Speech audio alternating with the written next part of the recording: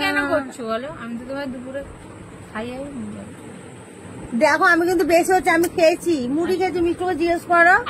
আরে আমি খাবো না, মাথাটা গরম করাবি না, আমি খাবো না তো।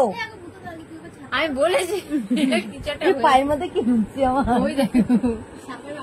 আমি খাবো না। দু চারটা সামনে আছে, আমি ডাইটিং করছি তো। তোর বোনকে খাওয়া না? বোন আমার ঠিক খাচ্ছে, তুমি না।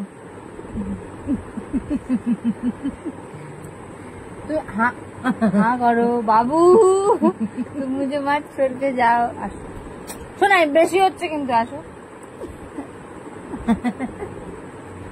কে বলো তোর আমি পাগলের মতো খাওয়াই?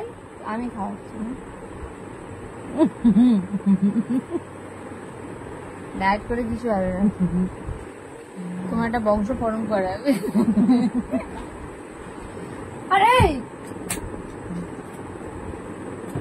সারাদিন অনেক নির্জলে উপোস থেকেছিস, সেদিকে আয়, জলটা দে,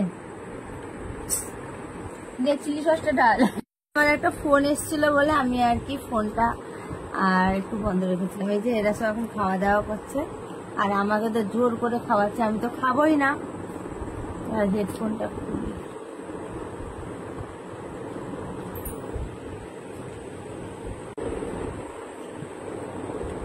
বলো কেমন লাগছে খাবারটা?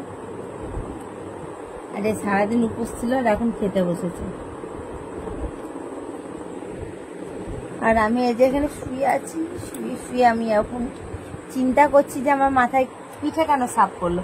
অনেক বছর আগে, অনেক বছর, প্রায় 15-16 বছর আগে আমার পিঠে আরেকবার সাপ করেছিল।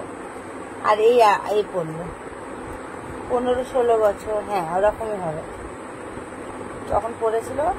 আর এই এখন পড়লো পিঠে সাপ। আবার আমার না কেমন শরীরের মধ্যে কেমন কাঁপ কাঁপ কাঁপ কাঁপ করছে।